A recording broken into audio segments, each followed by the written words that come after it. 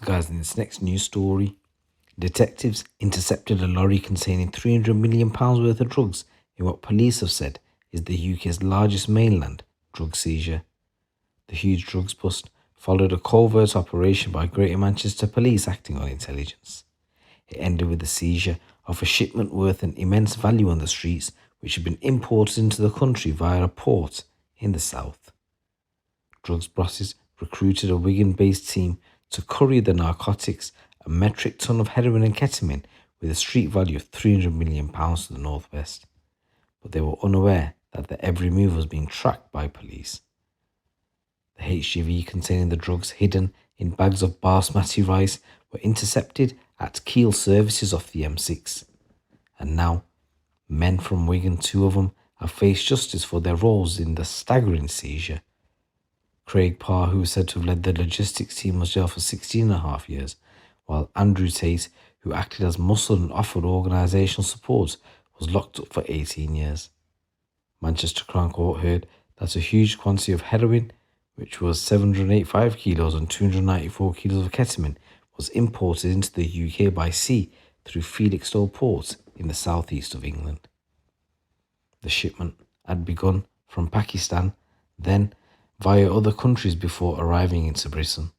The importation had been arranged using a sham company with an address in London. One name director didn't exist and the other was under the name of an innocent person whose identity had been stolen. After a shipping container with the drugs had arrived in the country, it was brought to a distribution yard in Essex. About 2 weeks earlier, a man from Wigan named Stephen King hired the van from Salford Van Hire. He would later be caught by police driving the van with a huge load of drugs in the back. King denied wrongdoing and has since died. Parr, believed to be a landscape gardener, and Tait, a joiner, both with limited criminal histories, were hired to help courier the massive load from the south to its intended destination in the northwest. The pair, who are both 42 years old, were not accused of being involved in the importation of the drugs. They both travelled to Essex on the 29th of January 2020, the day the shipment arrived in the UK, the prosecutor said. They ended up spending 2 nights in a nearby Premier Inn as damage to the shipping container delayed the job. It was 2 days later, on the 31st of January, that the journey to the courier the drugs to the northwest began. Surveillance officers took pictures of Parr as he secured a strap of the load within the lorry.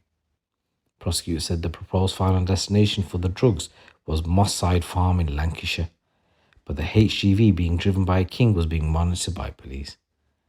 Officers intercepted it after it pulled up on the M6 into Kiel services. Tait and 3 others were arrested at the farm, and Parr, who had learned that the game was up, was caught days later in a hostel in Newcastle. Parr pleaded guilty to conspiracy to supply Class A and B drugs, whilst Tait was found guilty of the same offences. The sentencing judge, Tom Gilbert, said the weight of the drugs was vast. The value of the drugs was immense. Parr and Tait said they were offered £500 a day and £300 a day respectively to take part in the transportation. Stephen King actually went on trial accused of the same offences, and the first round of the case had to be aborted in 2021, and he died before a second trial was heard. In a statement to police following his arrest, he said he had collected packages but that denied knowing that they had contained any drugs within them. 3 other men who were accused of involvement were acquitted at the second trial. Defending Parr, his defence said that the defendant was a logistics man who was not involved in the buying or selling of the drugs.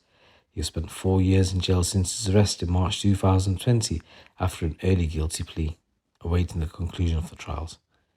He also said there was no evidence of Parr leading a lavish lifestyle and said he was offered to pay £500 a day plus expenses. He described Parr as a very, very good man. The defence for Tait said he had been aware of the magnitude of the drugs involved. He said Tait had been recruited as muscle for minimal reward. After the hearing, Detective Chief Inspector Tony Norman from Greater Manchester Police's Serious and Organised Crime Group said, "This investigation spanned over 3 months, where we had specialist detectives working around the clock, observing the men go about their daily business, often doing very mundane tasks. We knew they were involved in criminality and that something significant was being planned the day King hired the HGV, but it was a case of being patient and vigilant to make sure we didn't miss a thing. The discovery is the UK's largest mainland drug seizure, and there's no denying the devastation it would have had on our communities had this product made its way to Manchester. This proactive investigation meant we were able to stop that and prevent future harm. So guys, in this next news story, an organised crime group that imported and exported vast amounts of spice and even produced it in a Swindon garage has been jailed for over 30 years. The group was made up of 5 members, including the central figure, Yen Tait, who's 42 from Swindon. Tait was responsible for the import, export and production of the Class B synthetic, pleaded guilty to the charges. Appearing before Bristol Crown Court, the group was sentenced to more than 30 years in prison between them, with Tait facing a 16-year sentence.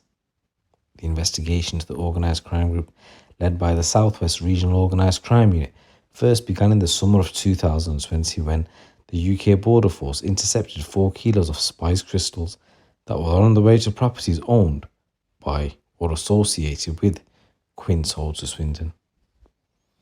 The seizure of these packages resulted in warrants at his home address in Swindon and another address. And when officers turned up at his home, they discovered what they described as a drug production factory in the garage. Paraphernalia associated with the production of spice, including marshmallow leaf, rat poison, and sweet flavourings, were all found, and Tait's nephew, Rio Ngwen, was arrested at the scene for preparing the drug.